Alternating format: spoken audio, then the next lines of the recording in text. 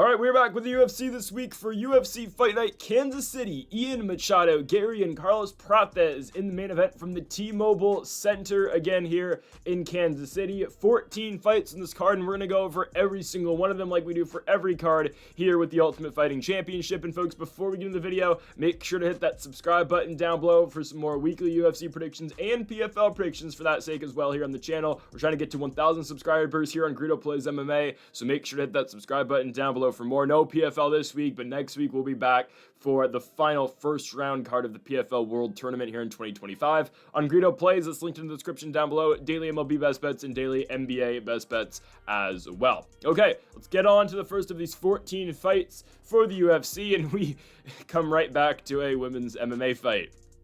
Chelsea Chandler versus Jocelyn Edwards. Now, this is just one of these fights, and Chelsea Chandler, the first thing that comes to mind when you think about Chelsea Chandler is obviously her fight against Norma Dumont, where Dumont hits her with a pretty good right, and Chelsea Chandler gets kind of stunned and immediately just runs in the octagon, runs from one side of the cage to the other.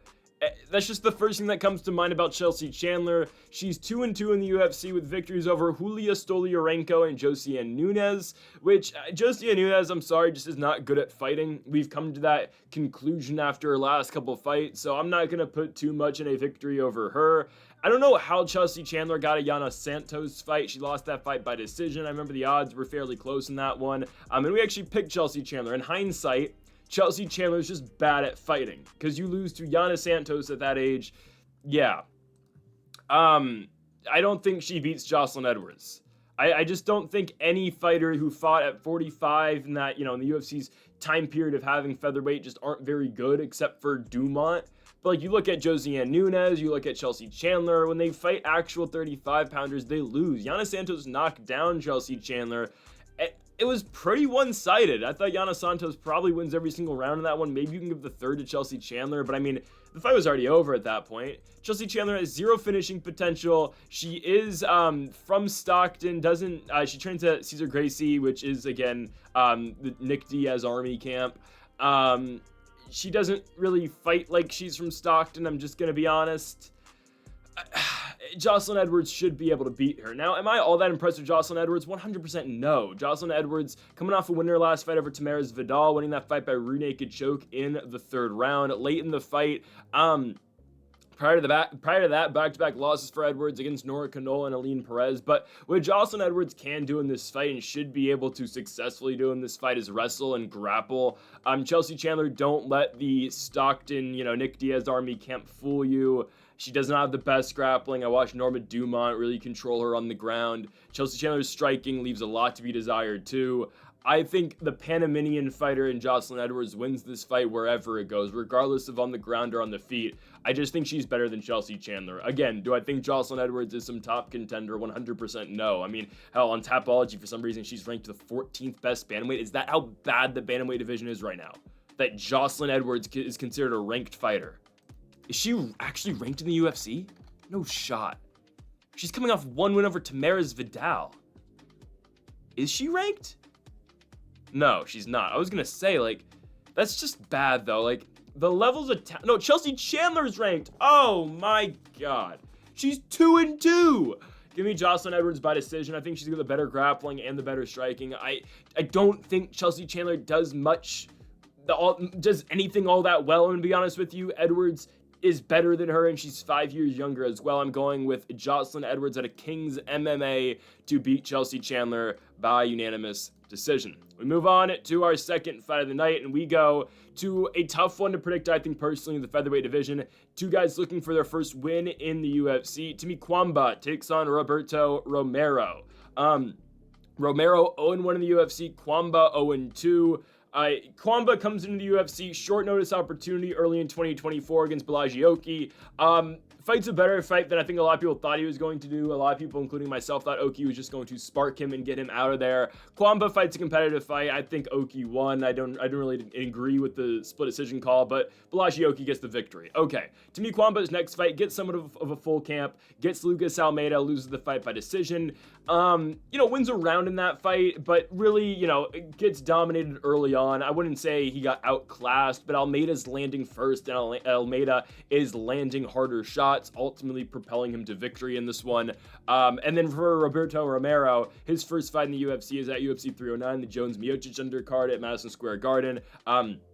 And he loses to David Onama, right? Onama, we're going to see him, I think, on the featured bout tonight against Giga Chikadze, the biggest opportunity of his career so far. Romero, he does lose the fight, and he does lose every single round, but he fights competitively against Onama, drops Onama in the first round, again, ends up losing 30-27, but gets out-grappled in the third, and honestly doesn't fight the worst fight. So I think there's potential with Roberto Romero. Now, I'm not going to lie, like, the signing was kind of odd to me. He wins one fight in Combate over a 26-14 Takehiro Ashida by rear naked choke, and he gets signed to the promotion. Prior to that, he had lost a fight to 5-2 Patrick Lehane. So again, the signing was a little bit confusing. For Cuamba, he really hadn't fought anybody. Fought in the Contender Series, beats Mateo Vogel. It's not a great fight, so he doesn't get signed. Wins one fight in Tough Enough, which we've talked about before. The Tough Enough promotion just isn't very good, I don't think, personally. And then Cuamba gets signed to the UFC. I wouldn't bet this fight personally. Again, it is one of the harder fights, I think, to predict on this entire card. But I do like the striking a little bit more out of Roberto Romero. What we saw in the Onama fight was impressive. And I've already seen, to me, Cuamba outstruck twice before in the UFC against Oki and against Almeida. I think, again, Romero is slightly better. They're about the same age. I believe Cuamba's only 24. No, Cuamba's 26. Romero's 25. I'm going with the younger fighter. Again, that doesn't make that much of a difference. But I just think Romero has better striking. I think he is a little bit quicker, and I think there's more power in his shots as well. So I'm going to go with Timo Yama's own Roberto Romero to pick up his first win in the UFC, and unfortunately for Timmy Cuamba, that probably sends him back to the ranks of Tough Enough or one of those various regional scene promotions. Again, for a guy like Timmy Cuamba, though, it's always not the worst thing to go back into the regionals. I know, again, you want to be in the UFC, but you're 26. You could easily come back to the UFC in 2 years and be much better. Again, it is something that we don't always see all the time, but I mean, hell, Julian Rosa did that. There's been multiple guys in the past who have done that. We'll see. Again, maybe Timmy Cuamba gets a fourth fight in the UFC, but I think Roberto Romero will get him in this fight by unanimous decision. We go on to our third fight of the night, and we move back into the women's weight classes. We've got a fight at strawweight between Jacqueline Amorim and Poliana Viana. So two Brazilian female fighters going at it here. I think Jacqueline Amorim is better than Poliana Viana. I'm just going to be honest. Viana, back-to-back losses to Yasmin Lucindo and Jillian Robertson. Those aren't bad fighters, don't get me wrong. Lucindo's in the top 10. Robertson, I believe, holds the most wins in UFC flyweight history for the women's weight classes. I think overall. I think she still might have 125 as well. I know, again, Robertson's back at 115 now, or she goes back and forth. Regardless, those aren't bad losses for Poliana Viana. Her last win, though, is just Jinyu Fry. He was like 38 when she beat her, and she knocked her out in the first. Like, okay, a competent fighter will probably do that against, let's just be honest, a washed-up Jinyu Fry, if there is such a thing.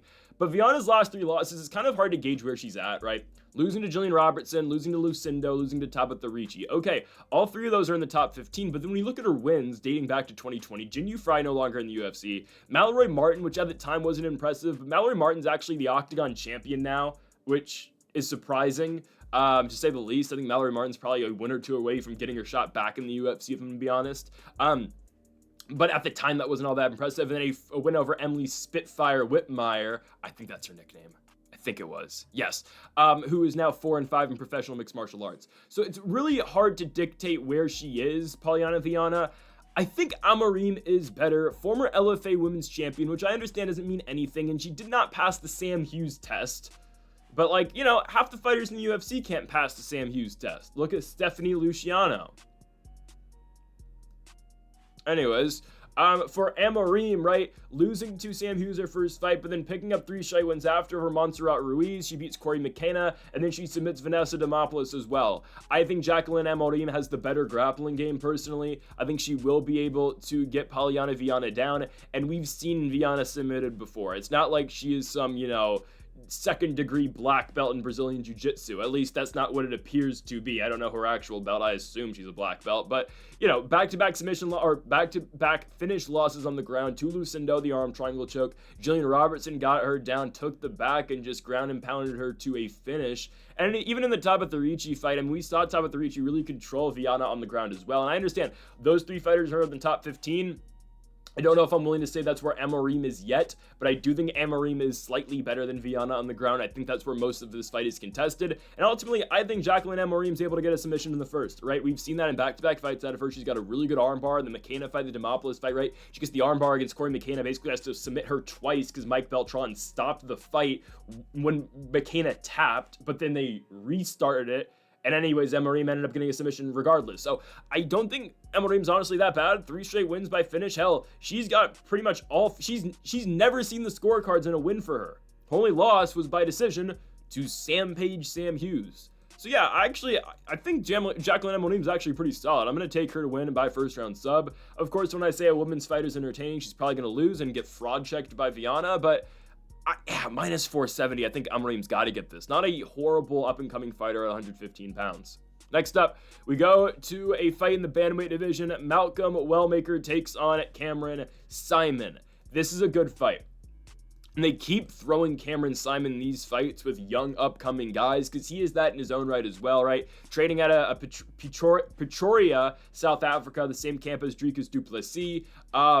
Saaiman comes into the promotion, wins 3 fights in a row after the Contender Series. He beats Stephen Koslow, he beats Mana Martinez, and he beats Terrence Mitchell in 3 straight fights. Given all 3 of those guys no longer fight in the UFC, if I'm not mistaken.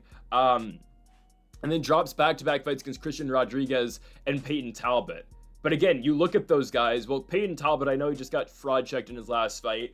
Too busy hanging out with Frank Ocean. But, you know, Talbot, we know how good that guy can potentially be. That's not a horrible loss getting finished by him. And then C-Rod, I mean, he'll lose to anyone who's not an up-and-coming prospect. But Christian Rodriguez is just the prospect killer, and that's exactly what he did to Cameron Saaiman. Beat him by unanimous decision. I don't think we should completely jump off the hype train, though, for Saaiman. He's taken on a guy in Malcolm Wellmaker who's got good hands, don't get me wrong, but if Saaiman can really just avoid that, I think he should be able to outlast Wellmaker in this fight and ultimately win a decision. Tapology picks right now are dead even. 50% of voters going with Wellmaker. Most of those voters are picking him by knockout, and 50% of voters are going with Cameron Saaiman. Again, most of those voters are picking him by decision. I'm going to lean with Saaiman by decision. I think we forget Cameron Saaiman's 24 years old, made his UFC debut at 22, right? One of 2 South African fighters in the UFC alongside the middleweight champion right now. And Wellmaker, who's got less professional fights than Saaiman making his UFC debut, is 30. Right? I mean, again, the guy won in the Contender Series, picked up a nice knockout in the first. But prior to that, I mean, Wellmaker really hadn't beat anybody prior to the UFC. The regional scene is very unimpressive, and I know you can make the case with Cameron Saaiman as well. Never fought the best guys over in EFC. Never, won the championship over there like du Plessis did. But guys, Wellmaker winning majority decisions over an 11-7 Taylor Moore. I'm not all that impressed. Yeah, he hits hard, 100%. This guy's got power for 135, and he's got some pretty clean. He can, get off some pretty clean shots as well. My thing is, though, I think Saaiman should be able to grapple pretty effectively in this fight. I truly believe that. I think Saaiman should be able to grapple, and I think he should be able to mix it up as well. We saw him grapple Terrence Mitchell. We saw him grapple Mana Martinez. Now, I don't know if that's going to be the number one thing he goes for in this fight, but I think it's a pathway that's open for him. And at the same time, too, I do think Saaiman should be able to use his jab. I think as long as he gets out that first round, I do think Cameron Saaiman ultimately wins this fight. Don't forget, Saaiman's got power too, just obviously playing on the level of Wellmaker. I think Cameron Saaiman, though, can outlast him. I think this is a guy that's only getting better as well. He's only 24 years old. I'm going to take Pretoria, South Africa zone, and Cameron Saaiman to outlast Malcolm Wellmaker in this fight, and he'll get it done by unanimous decision.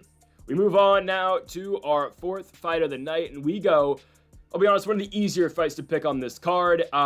It is in this is our 5th fight of the night. In the bantamweight division, we've got Damon Blackshear taking on Alatengheili. We're going Damon Blackshear, right? This is not a very tough fight to pick. Damon Blackshear, I believe, is one of the biggest favorites on this entire card at minus 340. The biggest favorite, I believe, is in the co-main event, or is it Ikram? It is Ikram Aliskerov. We'll get to that one later as well. But this one feels pretty easy to pick. Alatengheili, 17-9-2 in his UFC career. The Chinese-born fighter is coming off a victory over Cledson Rodriguez, which isn't the toughest thing to do. Let's just put it at that. Alatengheili will win his fights by grappling, which is great, right? I mean, took down Clinton Rodriguez a couple times, got dominated by Chris Gutierrez in the feet, but was able to take down Gutierrez in their fight back in October of 2023. Took down Chad Anheliger, right? Took down Ryan Benoit back in 2019. Alatengheili's been in the UFC for that long now. That's crazy. But that's literally all Damon Blackshear does. I really don't see the problem for Blackshear here. This guy's got great grappling. Now, his striking does leave a little bit to be desired. I mean, hell, look at his last fight. That was just a couple months ago. Actually, a month ago exactly, against Cody Gibson, right? He doesn't really do much on the feet. Gibson is actually outstriking him, but ultimately, Damon Blackshear finds the takedown, finds the Kimura, and ends up subbing Gibson. Blackshear's really good. This guy submitted Cody Stamann as well. He's staying really active now. This is going to be his third fight in 6 months. Submitted Stamann in the first round back in the Apex in November of 2024 as well. I mean, you look at this guy's losses. It's a knockout loss to Montel Jackson. We know how good that guy can be. A loss to Mario Bautista in a fight that a lot of people thought he won. And then he lost to Farid Basharat, where he just wasn't able to find a sub, and Basharat was just able to out-grapple him, right? This guy drew against Youssef Zalal, who is, rising the ranks, just came off a win over Calvin Kattar, back-to-back wins over Luan Lacerda and Jose Johnson, the Johnson victory via the Twister. I'm impressed with Damon Blackshear a lot. I don't think Alatengheili is going to find any success grappling this guy. Alatengheili's 5-2-1 in the UFC. That's great, but it's not a comparable record to what Damon Blackshear has. And that's well replicated in both the odds and what people are picking on Tapology. Damon Blackshear, a minus 345 favorite. Alatengheili, the Mongolian Knight, coming back at plus 265. The votes on Tapology, 96% of voters going with Blackshear, 4% going with Alatengheili. It's just because, again, Blackshear is so dominant on the ground. Cody Gibson is not a bad grappler in his own right. We said that going into that Vittori Dolidze card last month. We're like, all right, well, we think Blackshear is going to win, but Gibson's decent, and Cody Gibson might be able to fight off some takedowns and give Blackshear a decent test. Well, Blackshear passed that test with flying colors, so why wouldn't he pass this test as well against Alatengheili? Alatengheili hasn't been taken down that much in the UFC. The only guy to do it is Gustavo Lopez. They fought to a draw back in 2021. Lopez goes 3 for 8 on his takedown attempts in that fight. That's okay, because the thing about Blackshear is he only needs one, and the way that guy's able to fish for submissions, it is extremely impressive, right? Back-to-back submission victories. Gibson in the second round with the Kimura. Cody Stamann in the first round via the rear naked choke. How the Jose Johnson victory was by first round twister too. I'm going to go Damon Blackshear here by second round submission. I think it might take him a little bit to set up for that submission that he's going to eventually get, but I'm very confident that Damon Blackshear is going to win this fight. Again, it is one of the easier fights to pick, if not the easiest fight to pick on the entire card. Damon Blackshear should be able to get the win here in this one by second round sub over the Mongolian Knight in Alatengheili. We go on now to our next fight, and we move to a matchup between John Castaneda and Chris Gutierrez in the featherweight division. This is a competitive fight. This is one of the closer odds-wise fights on the entire card. I think it might be the closest line, even closer than that Cameron Saaiman fight against Malcolm Wellmaker earlier on in this card. John Castaneda, coming off a loss in his last fight to Daniel Marcos, fought in Louisville, Kentucky at the KFC Yum Center. Marcos, undefeated guy, obviously, beats Castaneda. Not a horrible fight, but Marcos does get the nod. Prior to that, Castaneda back-to-back victories over Muniz Gafarov and Kyung Hyo Kang, winning both those by decision. Castaneda is an interesting fighter, right? I mean, he's going to mix up the volume in terms of the striking with the wrestling as well. He can do both. Not horrible takedown defense either, but you're going to see Castaneda really mix it up a lot. I mean, hell, you look at the Miles Johns fight, right? Got a knockdown and eventually followed up with the arm triangle choke on the ground. Castaneda's got some skills. He's got power, right? I mean, knocked down Daniel Santos in that loss, knocked down Muniz Gafarov in that win that he had in 2023. Castaneda is better than you think he is. For El Guapo, Chris Gutierrez, 21-5-2 professionally. This is a guy who has been booked in multiple fights at this point now, has not been able to actually fight since August of last year, was booked in 3 consecutive fights, the most recent one being this fight against against John Castaneda. I think Gutierrez is going to be able to get him. I don't remember if we went over this fight entirely on that Ankalaev Pereira card, at least on Tapology. I did pick Chris Gutierrez before that fight got scratched. I'm not sure if I went over in video, that's why I'm just doing it again right now. But I think Gutierrez will win. I mean, we look at the wins that this guy's piled up and the losses that he has as well. I mean, the only losses that Gutierrez has in the UFC, guys, at least recently, are Pedro Munoz and Song Yadong.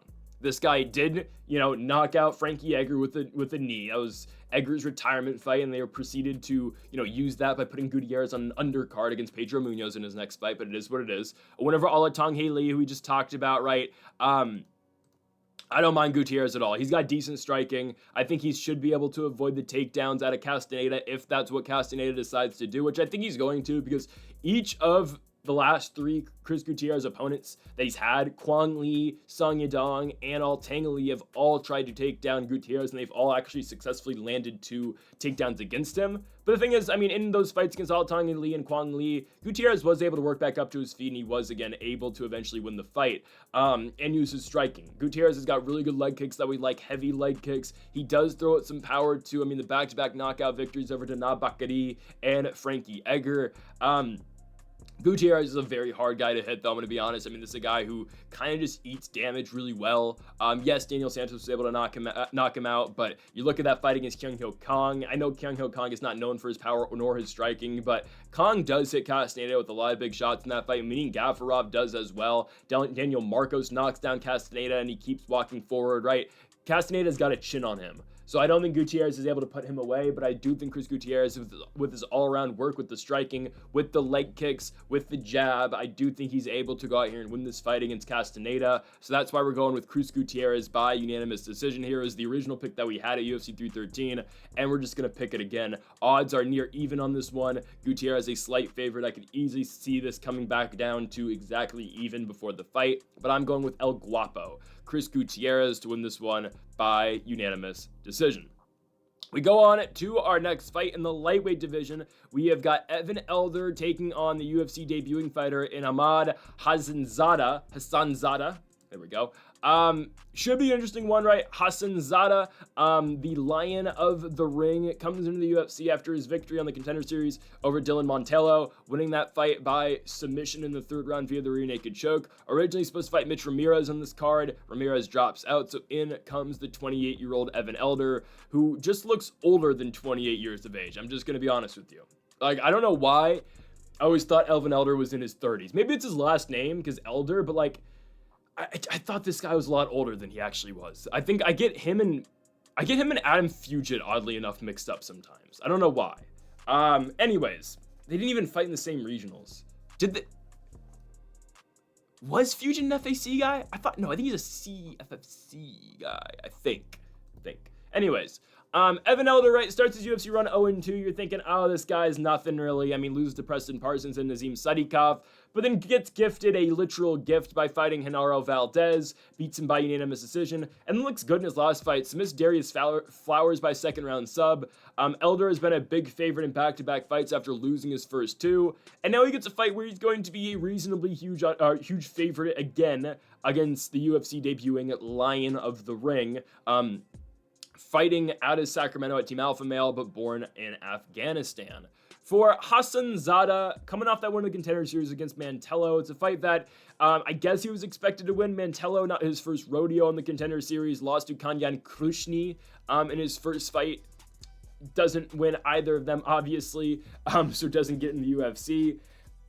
I haven't been too impressed with Hassanzada. You look at the Nazim Sadikov fight, kind of competitive, but not really. Sadikov does win ultimately. Then goes to LFA, loses to an 8-5 guy, wins 2 fights against Chasen Blair, and then a guy in Tough Enough, which we know is not that great of a regional promotion, and then gets the fight on the Contender Series. That's great. I think Evan Elder is much better, personally. Mantello did drop Hassanzada in that fight, and Evan Elder does have pretty heavy hands. In the loss to Nazim Sadikov, which was a really good fight in the Apex back in February of 2023, right? He drops Sadikov. Sadikov ends up finishing him in the 3rd round, but it wins fight of the night. Evan Elder then has that very back-and-forth competitive fight against Valdez, wins it by decision, but again, he drops Valdez drops him, and the Darius Flowers win showed, okay, Elder can go to the ground if he needs to, picking up the submission victory in the 2nd.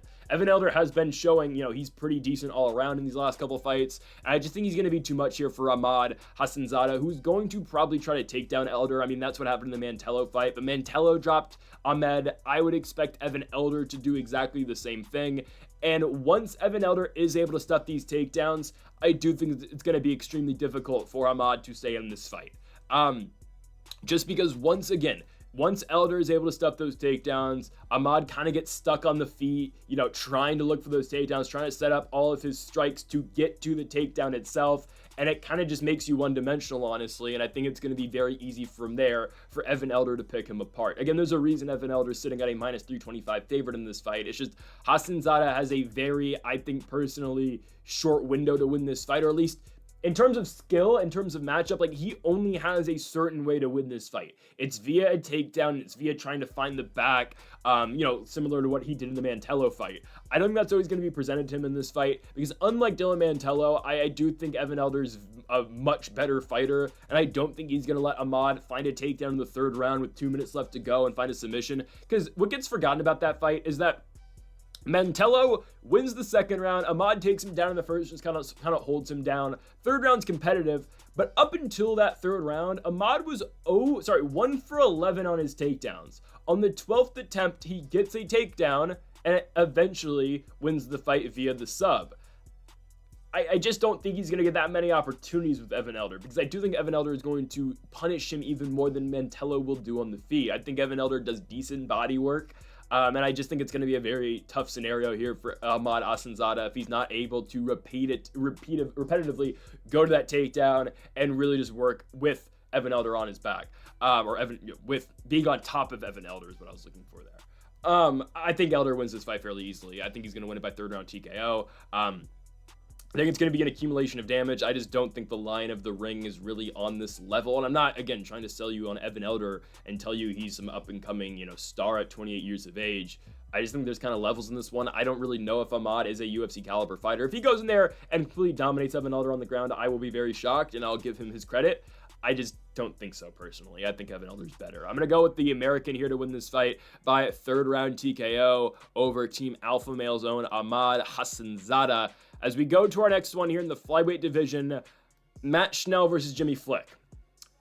So I thought I was maybe just like getting the Mandela effect or something when I was making the graphics for this. And I was like, Matt Schnell, like, isn't he retired? I thought he was. And I was right. He actually did retire after his last fight. I don't remember if the UFC gave him an interview, but I do vividly remember I looked it up. Yeah, he put his gloves in the center of the octagon after he got subbed by Cody Durden. 3 straight losses for Matt Schnell. You look at the grand scheme of things, losses in 5 out of his last 6 fights. So I kind of was like, all right, I was cool to see Schnell go after getting knocked out in back-to-back fights against Nicolau and Urseg, and that was a brutal knockout against Urseg. That's the fight where Chris Tognoni comes up to Schnell after the fight and tells bro, like, hey, that was a brutal one. Wait until you see that one on the replay when your head bangs off the mat. Like, what? Anyways, Schnell's back. The Durden fight was tough for him because Durden is a good, wrestler. And I thought, maybe Schnell was going to be able to hang with him grappling because, that's what Matt Schnell kind of was brought up to do. We expected Durden to win that fight. I thought he was going to get a TKO, but regardless, this is the type of fight where Matt Schnell can actually fight and be successful in. If you remember, Jimmy Flick retired as well at one point, and it was the most random retirement ever. So let's go back to 2020. This is the peak of Jimmy Flick's career. Let's just be honest, it is. This guy's the LFA champion. He wins in the Contender Series by arm triangle, right? He goes in, beats Cody Durden. Yeah, the same guy who just beat Matt Schnell, who's always around the top 15. He's flying triangle chokes Cody Durden. And we're like, damn, all right. Like, this dude's pretty solid. He had some hype around him. And then after he goes and fights, he's supposed to fight Francisco Figueiredo, which, if you remember, Francisco Figueiredo, the brother of Davison, nowhere close, like in terms of skill, to his brother. Francisco's not very good. He's going to fight on the first ever Core FC fight card in Istanbul, Turkey against a 9-0 Palestinian. Oh, he's going to lose. That's brutal for Francisco Figueiredo. Anyways, though, perfect opportunity for Jimmy Flick. You give Figueiredo, who sure had lost fights prior to that, but it's such a winnable fight. You're going to sub this guy, and you get to sub a guy who's going to have the champion in your weight class in the corner. Yeah, because Davison was still champion back then. Then he retires. Before the fight, he retires at a random regional MMA show in Oklahoma. It wasn't even on Fight House. It was either Oklahoma or Missouri, one of the two. And he's done. And then he comes back 2 years later, randomly on an Apex card, gets knocked out by Charles Johnson, which we saw coming. And the reason that he came back, too, I remember watching an interview with Jimmy Flick, and he was saying, yeah, like, you know, I retired, but I kind of need the money now, so I'm going to come back. So you're just fighting for the money, which is fine, but why did you retire in the first place? He gets his ass beat by Charles Johnson, gets his ass beat by Alessandro Costa, beats Malcolm X Gordon, but Malcolm X Gordon already had, 1 foot out the door at that point. And then he loses to Nate Maness. Maness wins that fight by decision. Maness gets cut by the UFC after dominating Jimmy Flick, and yet Jimmy Flick's still in the UFC, make it make sense. But anyways, Matt Schnell's going to easily handle Jimmy Flick. So this is what I'm saying. This is the perfect fight, actually, for Matt Schnell. I kid you not. This is a perfect fight for this guy. He's not going to get knocked out. Jimmy Flick barely throws strikes, and when he does, they do not hit very hard. This is legitimately the perfect fight for Matt Schnell. I don't know if he's just trying to go out with the victory or trying to revive his career. Either way, though, this is the way to do it. I mean, okay, I guess if you're the UFC here, you're looking at a guy who's lost 5 of 6 in Matt Schnell. He used to be in the top 10, right? That only victory is an all-time great comeback on Long Island against Suma Darji. Great comeback. Go watch it if you haven't. And then there's a guy in Jimmy Flick who's lost 3 of 4 fights after returning from retirement after his first UFC victory. So you kind of keep one guy around, and then the loser either has to retire or you just cut. I think that's easily Matt Schnell who wins. I know Matt Schnell got subbed in his last fight. That's Cody Durden. You know, we've seen guys been able to take down Schnell, but these are only elite guys like Pantoja, who did knock out Schnell like everyone does. Bontorin, who was pretty good at one point in time. I think Schnell's okay here. I think he's got better wrestling than Jimmy Flick. Jimmy Flick, great grappling, great jiu-jitsu guy. The wrestling is not very good, and that's why he's not a top 10 fighter. That's what halts all of these great jiu-jitsu guys, is because they can't wrestle to save their lives. I mean, guys, I remember when Jimmy Flick fought Malcolm Gordon, and Malcolm Gordon, again, was halfway out the door in terms of mixed martial arts. Malcolm Gordon's beating his ass in the first round on the feet, but Jimmy Flick in the second round completely turns it around and finds a way to the submission, I don't think Matt Schnell is going to be that stupid. Or I don't even think that's stupid. I don't think Matt Schnell is going to get taken down like that. I think Schnell's got decent takedown defense. I think his striking is obviously much better than Flick. Because don't forget, again, Schnell was kind of built into the UFC as a grappler. I remember on The Ultimate Fighter, they kind of try to hint like, oh, this guy, got really good submission skills. And he won back-to-back fights at one point over Luis Smoka and Jordan Espinoza by submission. Jimmy Flick's not going to sub him. I just don't think Schnell's going to find himself on his back at any point in this fight. I'm going to take Matt Schnell by second round TKO. Who knows if he retires again. The main concern with Matt Schnell, who's not bad skillfully, is just always his chin. He's got one of the worst chins in mixed martial arts at this point. That's not a joke. But Jimmy Flick, I don't think can hurt him at all on the feet. So I'm going to take Matt Schnell here by second round knockout. Second round TKO. I think in accumulation of damage, Jimmy Flick just won't be able to hang on the feet. Next up, we move to the main card, and we start here in the middleweight division. Ikram Aliskerov takes on Andrea Muniz. A fight that's been scheduled a couple times at this point. Originally, this was scheduled before Ikram Aliskerov got that huge jump to go fight Robert Whittaker and in that eventual loss. It was scheduled again earlier this year in the on the Saudi Arabia card. Abu Dhabi is the one that Adesanya fought Imavov. That fight, Muniz had passport issues, so now the fight's been rescheduled here to Kansas City, Missouri. That's fine. I don't know what Andrea Muniz now is at 35, though. I just don't. You look at his career, this is a guy who broke Jacare Souza's arm in Jacare's final UFC fight. I don't care if that's an old Jacare Souza. That means something. It does. I'm just going to be honest. That means something. Submitting a guy like Jacare like that, that's big time. He then goes on to submit Eric Anders, beats Uriah Hall, gets a huge opportunity, and I mean huge opportunity, in a main event against Brendan Allen, and he loses. It was a co-main event, got bumped at the last second. It was originally supposed to be Nikita Krylov, Ryan Spann. Regardless, he lets Brendan Allen submit him. And then Paul Craig dominates him on the ground and TKOs him. Muniz does beat Jun Young Park in a fight where he did literally 0 damage, but control time won him the fight, and he barely squeaks out a split decision. Sure, I guess. Yikes. Now you get Ikram Aliskerov, who I know got knocked out by Robert Whittaker. And sure, Aliskerov was not ready for that. It was a short notice call that was originally supposed to be Khamzat Chimaev. Muniz wasn't ready for that just yet. Look at this guy's first 2 fights in the UFC against Phil Hawes and Morley Alves. Quick knockouts. That's what this fight's going to be, guys. I don't mind Muniz's takedown defense. We know he's got, he's got some wrestling credentials, obviously. Combat Sambo guy from Makachalo, Russia. You know, his only 2 losses in his entire career are Khamzat Chimaev and Robert Whittaker, both by first-round knockout. Andrea Muniz is not going to be able to do that to him. Ikram Aliskerov has never been out-grappled, and I don't care how great a jiu-jitsu you have. And I know, again, yes, Muniz, he submitted Jacare Souza, which is one of the greatest feats you can possibly do in mixed martial arts. I'm not joking. And breaking his arm at that, crazy. Yeah, how is he going to get this fight down? I think legitimately, not all guys do this. It's a rarity now in mixed martial arts. It just is. He should pull guard. He should pull guard. I mean, I don't see him taking down Ikram through a straight takedown, through, you know, a Greco throw, or obviously an upper body log. That's not going to happen.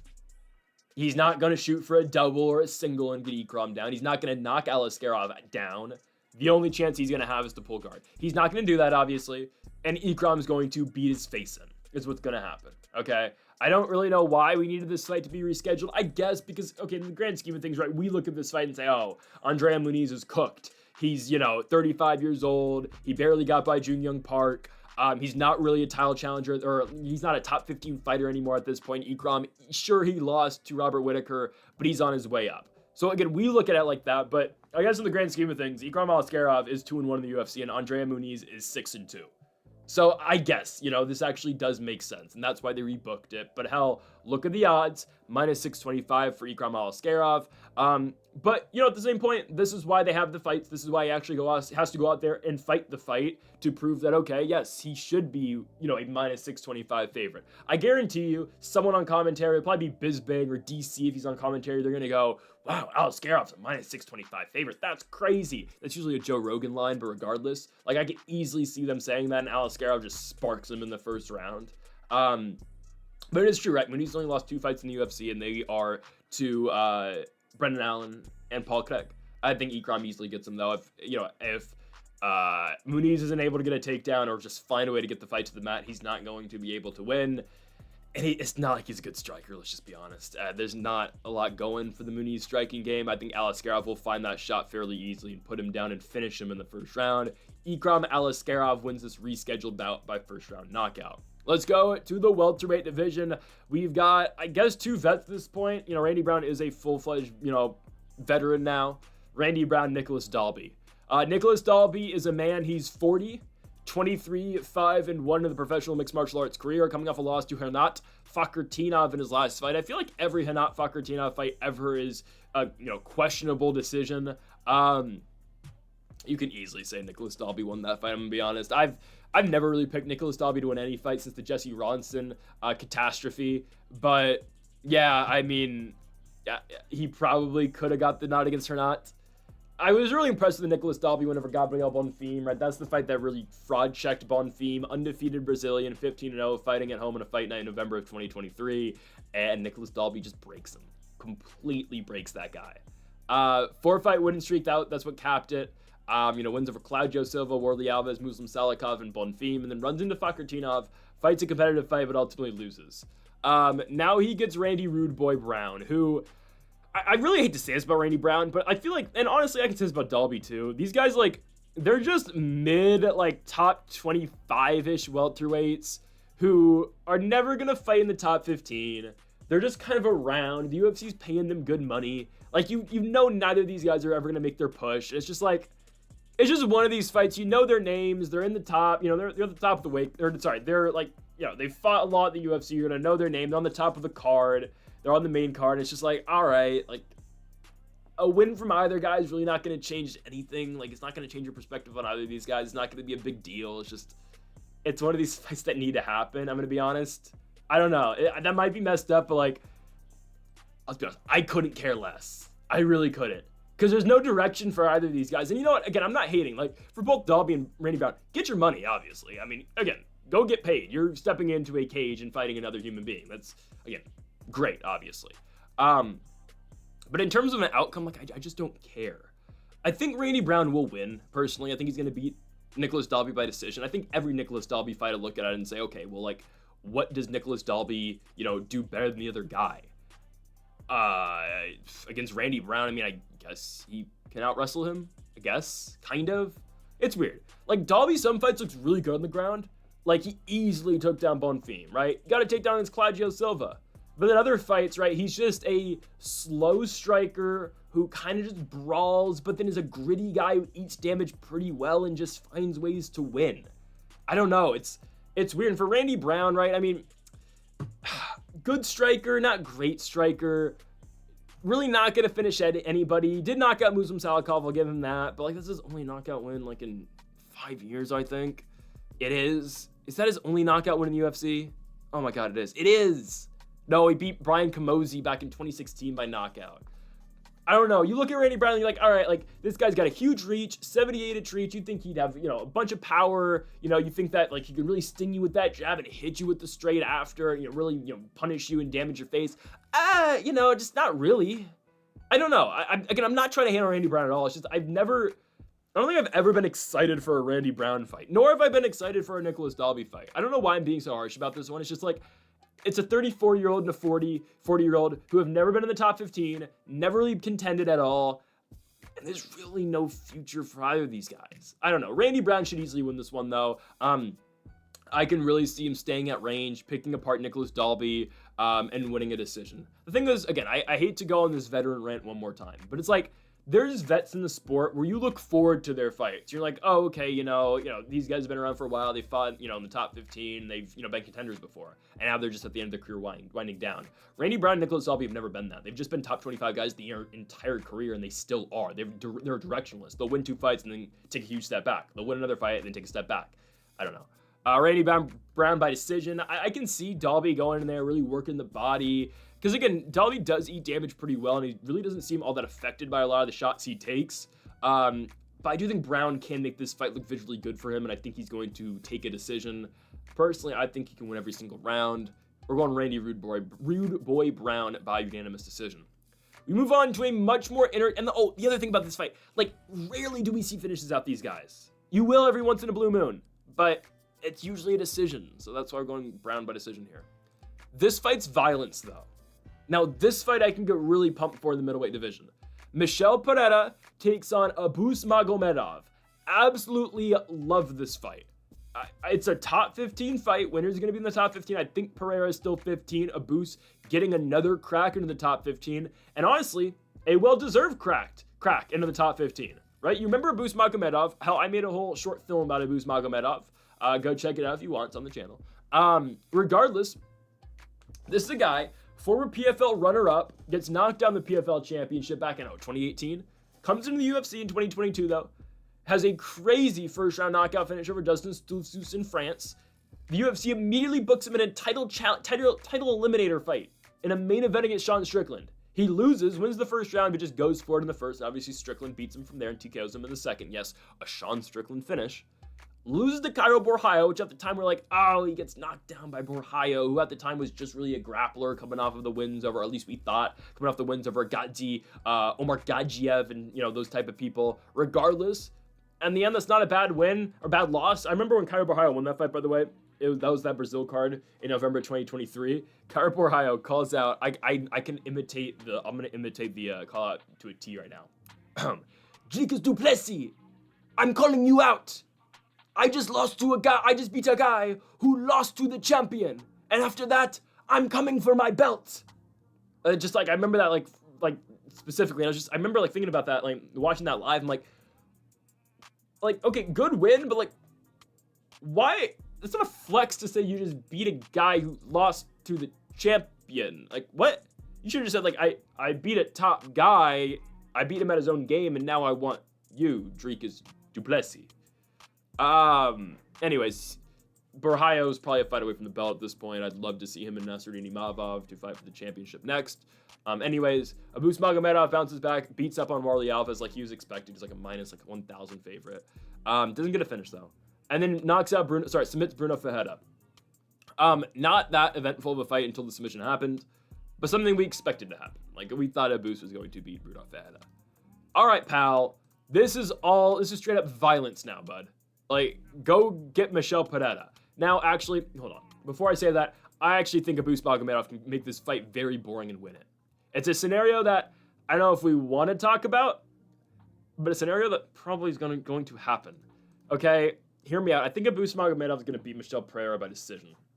I think he's going to wrestle Michel Pereira. It's something that a lot of guys don't do because the UFC, let's just be honest, guys, really books Michel Pereira well in terms of they get him fights that he's going to win. That's why this guy went on an 8-fight win streak or 7-fight win streak prior to the fight that he got in the Apex in a main event against Anthony Fluffy Hernandez. Hernandez beats him by TKO in the 5th round. That was pure domination. Total significant strike count was 152-24, right? Again, one-way traffic in that fight. But they really booked Michel Pereira good because think about the guys he beats. None of these guys are going to take him down. Zelim Amadiev, Chaos Williams, Nico Price, Andrea Fiallo, Ponzinibbio. Petrosky's the exception, I'll give you that. But Petrosky just got knocked out immediately. Michal Zolshashek, Ihor Potieria. Ihor did shoot, but still, and then, Pereira got the guillotine choke. Those guys just aren't on his level for the most part. I understand the Michal booking and the Petrosky one too, and Ponzinibbio, but just I don't know. Those guys aren't going to really go on there and put the wrestling boots on and just try to wrestle him the entire fight, with the exception of Petrosky, obviously, right? That's the one exception. If Abus fights the smart, he's going to easily beat Michel Pereira, in my opinion. He's an underdog, but if he doesn't fight this fight stupid, he'll win. The takedown's right there. It is. And I get it. Fluffy's just that good, and the output out of Fluffy's crazy, 10 for 30 on his takedown attempts in that fight, but ultimately 16 minutes of control time. And I get it. Pereira is historically in the UFC, he has a 76% takedown defense rate. That's great. Abus can wrestle, guys. Don't let the German flag confuse you. He does train out of Dusseldorf, Germany. He's from Dagestan. His parents moved him out of Dagestan when he was a teenager, but he grew up his entire life wrestling with the Dagestanis. He's got that background too, and hell, that's what we saw in the Bruno Ferreira fight. We saw him, okay, just go in there and wrestle, find a way to submission. Eventually got it. I'm not telling you he's going to submit Michel Pereira, but in Abus's last 2 fights, he's gone away from just striking, and he went to the takedowns and just trying to find ways to just win. He took the Mark DeCasey route, which, hey, credit to you, go get your win and show money. All right? I think Abus, to a certain extent, really thought again after that Dustin Stoltzfus fight, all right, I can knock anybody out. He caught him with a front head kick. It was brutal, right? He thought, I'm going to be, title challenger now if I beat Sean Strickland. And then he fought Borjaio thinking, okay, well, I'm not going to take this guy down. And if I can just keep the fight on the feet, I should be able to beat him. Well, it turns out Borjaio's an elite guy in the weight class. After that, he's won back-to-back fights simply just grappling. And I think he's going to be able to do that against Michel Pereira. I understand Pereira has got crazy striking. He does the stupid backflips and everything. But Abus should just be able to wrestle him the entire fight, I personally think. And if he does that, he's going to win. I hope he doesn't just stand in front of Michel Pereira and try to strike. He can find a way to a finish, but the easiest possible way for a Abus Magomedov fight, again, he's not going to do what Fluffy did just because he's not Anthony Hernandez. But just follow the blueprints right there. Take this guy down and just find a way to hold him down and get off some good strikes and win a decision. That's why I'm going with Abus Magomedov to beat Michel Pereira. We're going with Dusseldorf, Germany's own, by unanimous decision. We move on now to our feature fight of the night. We mentioned it earlier. Here is Giga Chikadze versus David Onama. By far the biggest fight of David Onama's career. This is a guy who's always been kind of around the top 15, but never has made that jump. Well, here you go. I mean, here it is, right? First fight in the UFC, comes and loses to Mason Jones. Back-to-back victories over Gabriel Benitez and Garrett Armfield. Loses a fun fight and a crazy fight to Nate the Train Landwehr. And after that, 3 straight victories over Gabriel Santos, JSP, Jonathan Pierce, and that fight we talked about earlier at MSG against Roberto Romero. I don't understand why Onama's a favorite. I'm just going to be honest. I get it. Giga's 36 years old, and Chikadze really never turned out to be what we thought he was going to be. Hell, look at the Calvin Kattar fight. That was dominance, and that ended all hype of Chikadze when he was out here calling out Alexander Volkanovski, saying he's going to be the next champion and whatnot. The Giga kick was a thing, right? He's not going to be a title challenger. We know that, right? That's just Chikadze's 36, about to turn 37. That's just not what his career has in store for him. I think he's going to beat a guy like David Onama, though. I just think so. Onama gets tagged a lot. He does. He throws hard, and he's got decent volume, tends to slow down at the end of the fight. That's just historically, not in every fight, but over the course of his UFC run, Onama has slowed down as we get into the 3rd round. And we've seen Chikadze go 5 rounds before. It's not really a problem for him, even though, yes, that one 5-round fight against Kattar was on the wrong side of an ass whooping, but still, right? We know Chikadze can go late in fights and look good at the end of fights. The thing with Onama is, again, yes, he can get out to a good start, and his best possibility of winning this fight is by finishing Giga in the first round. Chikadze's never been knocked out. Again, this is a former glory kickboxer. That's what he does. He's great on the feet. He's hard to put away, and really, if you're going to beat this guy, you have to have some sort of grappling, and you have to do, again, what Arnold Allen did and just make it a technical fight. You have to do what Calvin Kattar is, bring the fight to him, wrestle some as well. I just don't think Onama is A, on that striking level, and B, can mix it up that well grappling. I don't think so. I mean, Onama rarely lands takedowns. I think his best grappling fight he's ever had was the Garrett Armfield win. Took on Armfield on very short notice for Armfield. I believe Garrett Armfield's like a plus 700 dog in that fight. And Onama subbed him in the second round. That's great. But, right, I mean, that's just not entirely what Onama's always going to do. Yeah, I'm all over Giga Chikadze here. I think it's a great underdog, personally. Because I just don't think Onama's got the skills to knock him out in the first round. I think he's going to get caught coming in. I think Giga's going to use that kickboxing game. Yes, Onama throws hard punches, and he did knock down Nate the Train. He knocked down Roberto Romero. Giga at one point had all that potential, right? And we thought he was going to be good. Again, I never really bought him as a serious title threat ever, but there was talk about that at one point when he was undefeated. He's never going to turn out to be that, but this guy does still have decent striking, and he is going to kind of be a gatekeeper of the top 15 until a guy can kind of replicate what Arnold Allen did or what Calvin Kattar did. I just don't think David Onama personally is that guy. I just don't think so. I don't think Onama's got the technical skills to go in there, not get caught with the big shot, and just start winging punches and knock Chikadze out. I just don't think it's possible personally. So that's why we're going to go with the Ninja, Giga Chikadze, to win this fight over David Onama. We have him to take it by decision. I think you will see Chikadze just outstrike him the entire fight, and I think especially towards the end of the fight, I think it might be 1-1 going into the third, right? I can see Onama definitely winning that first round. I think Chikadze takes the second. It makes him a very good live dog if you want to wait. And in that third round, I think Giga just takes over, empties the tank, and I don't know if Onama is going to be able to be there. Hell, look at the Nate the Train fight, right? Landwehr got better as that fight went on to the third, and I know that's a Nate the Train thing, but Onama's, cardio at times does leave a lot to be desired. Didn't look horrible at the end of the fight against Romero, but I am pretty confident, I think, in Giga Chikadze to get the job done. Another underdog pick here on back-to-back fights with the Boost and Giga, but we're going Chikadze here by unanimous decision. We go to the co-main event. This is the easiest fight to pick on the entire card. Mingyang Zhang, first round knockout. Why are they doing this to Anthony Smith? Why? I remember when this fight card got announced, and it was in Kansas City, right? Anthony Smith, I believe he's from Lincoln, Nebraska? I think. Omaha, Nebraska, right? Close enough to Kansas City or whatnot. Midwest-ish. Tornado Alley, right? Regardless. I remember when this card got announced, it was announced, okay, Anthony Smith is going to make his final fight on this card. Okay, cool. I thought he was done after the Dominic Reyes fight, where, again, I know there was some, unfortunate circumstances. Regardless, though, Anthony Smith was crying on the way to the octagon. He's crying in the octagon. It's just like, all right, this is brutal. Like, it was tough to watch. And Dominic Reyes beats the shit out of him for 2 rounds. And obviously gets the TKO in the second. Dominic Reyes, his career is back. He just knocked out Nikita Krylov. Who the hell thought that was going to happen?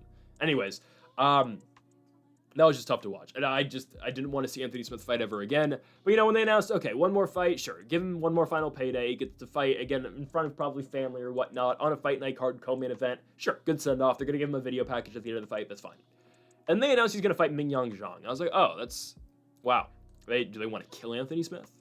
I mean, I thought we were going to get someone like, I don't know, Ivan Urslan or something. Or like Dayar Nurjagwe. I know he wasn't signed to the UFC at that point, I don't think. But like a Tuco Tacos, like literally someone that Anthony Smith is going to beat. They give him an up-and-coming Chinese star that they're trying to really push right now. And I know what they're doing. They just want the clip of Mingyang Zhang knocking this guy out in the first round. I completely understand that. But man, this is brutal.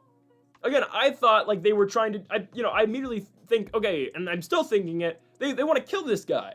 Remember when John Jones tweeted at Anthony Smith after that guy broke into Anthony Smith's house and Smith, protected his family in like 2020, and John Jones tweeted at Anthony Smith, "You're just lucky I wasn't the guy breaking into your house because something very bad would have happened." Like, what?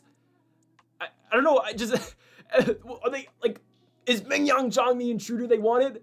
I know he's not John Jones, but it's like, man, why? Why are you doing this to Anthony Smith? I get it. We've all been kind of sick of Anthony Smith. I completely understand, right? His, on paper, I can beat Alex Pereira. I'm the matchup, right? Oh, if I can beat Roman Dolidze, where I'm like, they're fighting and, Dolidze's dancing in there. They're tapping gloves. Oh, high five. You're kicking my ass. Roman Dolidze's beating me, right? Like, I think I should fight Pereira, but I'm letting a 185er come up and beat me. And he's laughing with them. But, I want to fight Pereira. I get it. We've been sick of Anthony Lionheart Smith. But this is just brutal. You're giving him Mingyang Zhang, who's had 2 fights in the UFC, both first-round knockout victories over Brenison Hibero and Ozzy Diaz. I understand neither of those guys are on Anthony Smith's level, but if you just watch Mingyang Zhang, he passes the eye test. He just does. He does get hit a lot, I'll be honest with you. Like, before the Brenison Hibero knockout, the fight was very back and forth. In Anaheim in 2024, UFC 298, this was a very back and forth fight, right? Brenison Hibero does clip Mingyang Zhang as well. But Mingyang Zhang eventually finds that knockout. Same can be said about the Ozzy Diaz fight. Ozzy Diaz didn't really hit Mingyang Zhang that much in that fight. And then you look at the Tuco Tokos fight on the road to the UFC. Tokos now in the UFC, obviously, as well. Who's not very good. Just lost to Navajo Sterling. Regardless, Mingyang Zhang knocks him out as well. The guy passed the eye test. I don't know what he is past the first round, to be honest with you, right? I mean, there's a chance that he just completely gasses out after the first, and Anthony Smith gives us a vintage Anthony Smith performance. Because Mingyang Zhang, guys, has he ever seen a second round? Oh my God. He hasn't seen a second round since he was 5-3 professionally, and he lost in the second round by TKO. Has he ever seen a decision? His last decision was 2017. He's passed the first round 3 times. His first fight, his 8th fight, and then, oh God. Hey, Anthony Smith is not getting out the first round, though. He's not. That is something, though. Remember when Anthony Smith beat Vitor Petrino? We thought Vitor Petrino was an up-and-coming prospect. We thought he was in Brazil. Got gifted the Anthony Smith fight. Anthony Smith subs him, and then Bruce Buffer reads out Vitor Petrino's name. But Anthony Smith, everyone's laughing. We love Anthony Smith. Oh, great. Yeah, Mingyang Zhang first-round knockout. Let's just end the Anthony Smith career. Just do it. I just don't know why. I don't know why he's doing this. Yeah, it's just, the guy's won 2 fights in the last, 4 years. I mean, again, I remain adamant on the fact that if he had beaten Roman Dolidze, they were going to book him and Alex Pereira. I'm serious, they would have. That was just a fight that, is easy Pereira title defense, and they don't really care about Anthony Smith, which is apparent because they're giving him Mingyang Zhang. Yeah, Zhang's going to knock him out in the first round. I don't think the fight's competitive at all. Anthony Smith, I question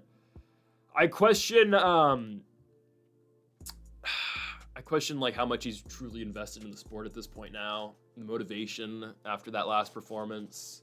I just don't rate Anthony Smith all that much anymore. He's old. It's just, hang it up, Unc. I don't know what to say. Yeah, we're going Mingyang Zhang. That was just a depressing fight prediction. Main event time. Ian Machado Garry takes on Carlos Prates. Okay, now I'm going to make this very clear before I make the prediction. I respect Ian Machado Garry. I do. I'm not going to say I'm a fan, because I'm not. But this guy, I didn't really like when he came to the UFC. Well, no, I didn't mind him when he first came to the UFC. It's just, we started learning more about Ian Machado Garry, that, he took his wife's ex-husband's last name, and the ex-husband lives in the house with them. He's the nutritionist. Now, regardless of if that's true or not, it's ridiculous that it's even a thing in the first place. Whatever. It's Ian Garry's fault, I guess. I don't know. I'm starting to I do respect the guy a lot, though, right?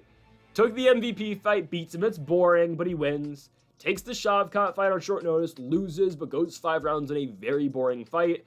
And now gets this call on 2 weeks' notice against Carlos Prates and takes it. Now, again, what Ian Machado Garry is saying is that, I got a call from my agent saying, do you want to fight in Kansas City in 3 weeks? He said, yeah, and he hung up the phone. And then his agent calls back saying, hey, do you want to know who you're fighting? And Gary's like, oh, yeah, I didn't really care, but it's Carlos Prates. I mean, I guess, I respect Garry for taking the fight. I don't really like that he's calling for a title fight after this because I don't think he deserves it after just beating Carlos Prates, but it will go a long way, right? This will get Ian Machado Garry, I believe, in a title eliminator. Like a Joaquin Buckley, I think should probably be a next fight for Ian Machado Garry. If he can beat Carlos Prates, who is undefeated in the UFC, 4-0, wins over Mitch Ramirez, Trevin Giles, Charles Radke. The Mitch Ramirez fight was a contender, but regardless, Giles Radke, Li Jingliang, and Neil Magny. It's a good win streak. The Magny fight was a main event in the Apex. He's gotten the knockout of the night bonus in every single fight that he has had. We know all the hype that Carlos Prates has on him now. He's supposed to fight Jeff Neal at the pay-per-view a couple weeks ago. That fight got canceled. Now he's here. Right? Fighting nerds. They're all, the ones that you know of, right? We're not going to talk about Bruno Brazil and Thiago Moises, who are not very good. Well, again, Moises has been in the UFC for a while, but they're not undefeated, right? I like how DC, by the way, after Gene Silva beat Michael Chandler, they started talking about, oh, there's a girl in Fighting Nerds choosing the UFC as well, and she's like, you undefeated as well. And I'm like, it's Bruno Brazil, dog. Like, what? Anyways, this is all the hype right now. We know it, right? This is, MMA, the Fighting Nerds. Silva just beat Bryce Mitchell. Hoofy just defeated Bobby Green. Kaio's probably a fight away from the belt. We get that. I think this is the toughest matchup that any of them have ever gotten, though. I just think it is. And here's why. Carlos Prates is a very good striker. He is. He's a very good striker who's got a lot of power. That's nothing Ian Machado Garry hasn't seen yet, though. This guy arguably just fought two more dangerous strikers. No, I wouldn't say that, actually. He fought two all-around tougher fighters in Shavkat. Not MVP. Shavkat's tougher fight, obviously. And he went 25 minutes with him and didn't get finished and made Shavkat wrestle him. Because arguably, guys, Ian Machado Garry out-grappled Shavkat Rakhmonov there. I thought he did. I thought he actually, outstruck, not grappled. Shavkat out-grappled him. He outstruck Shavkat in that fight. I don't want to, again, it wasn't easily, but he did. He was beating Shavkat to the punch, and that's why Shavkat went to the wrestling. And again, it was right there for Rakhmonov. Path of least resistance, just wrestle the guy and win the fight. I completely understand. I'm not hating on Shavkat for doing that, but I'm just saying, again, Ian Garry, in the limited spots they had on the feet, was winning some of those exchanges. Okay, he didn't want to strike with Michael Venom Page. That's fine. Took down MVP, held him down, and won the fight. Jeff Neal outstruck him, outstruck Neil Magny. Again, some of those fights weren't the most entertaining, but that's what Ian Garry's going to do. The fights won't always be the most entertaining. He's going to find ways to win, though, right? He will find ways to win these fights. I think he's going to find a way to beat Carlos Prates personally. I think he's going to. I think he will beat Prates here. I don't think Prates is able to knock Garry out. I think Garry is good enough defensively. Yes, Prates throws very hard, straight shots. I completely understand. Garry has seen that, though. He just has. He saw that. Again, he's seen that his entire career. And yes, Prates is a good striker. But again, Gary's fought a lot of good strikers. I think Gary's going to wrestle Carlos Prates. It's something that Prates hasn't had to deal with yet. Yes, again, he has got a 91% takedown defense rate in the UFC. He hasn't really been shot on, though. Against Neil Magny did shoot on him, in all fairness. But some of those were just desperation shots by Magny after he was already getting lit up on the feet. So that doesn't really move me at all. I know Garry can wrestle. We saw that in the Magny fight. We saw that in the MVP fight. This sucks for entertainment value, guys, but let's just be honest. Ian Machado Garry has to make this fight as boring as possible. And if he can, he's going to win. Let's just be honest. The more boring the fight, the better chance Garry has to win. He's just got to find a way to tire out Prates. I don't think Prates can keep the pace that he throws at for 25 minutes, and I don't think he's going to throw nearly as hard as he does in the first round that he will in the third or the fourth and the fifth. The 5-round fight easily favors Garry, a guy who's been here before, fought the 25-minute fights, and I just think Gary's better. Yes, Prates has power.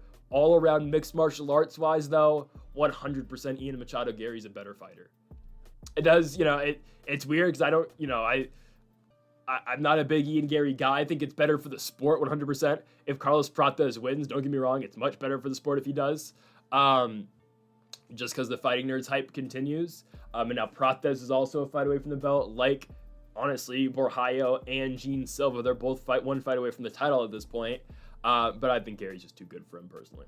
I like Garry striking. I like the head movement out of being Garry. He got cracked in his first fight, I understand. Jordan Williams is cracking him, and Sung Ki-nan cracked him as well. But since then, we really haven't seen Ian Machado Garry in that much danger. And he's got power in his own right, too. But I think if Garry, again, just fights a technical fight here, uses his kicks, stays at range, he should be able to find his way to win a decision in this one against Carlos Prates, and that's exactly what I'm expecting him to do. So I'm going Ian Machado Garry to beat Carlos Prates, and he will get it done by unanimous decision to main event and finish this Kansas City, Missouri Missouri Fight Night. So folks, thank y'all for watching our UFC Fight Night Kansas City full card predictions. If you have not yet though, make sure to hit that subscribe button down below for more. Make sure to leave a like if you did enjoy the video. Make sure to comment if you do disagree with any of the picks. We'll be back next week for our UFC Fight Night Des Moines, Iowa predictions. Corey Sandhagen versus Deiveson Figueiredo in the main event. And we'll be back next week for the PFL as well. We've got Rob Wilkinson taking on Phil Davis in the main event. Heavyweights and light heavyweights on that card from Orlando, Florida. Folks, thank y'all for watching. Make sure to hit that subscribe button down below for more. And Mamba forever.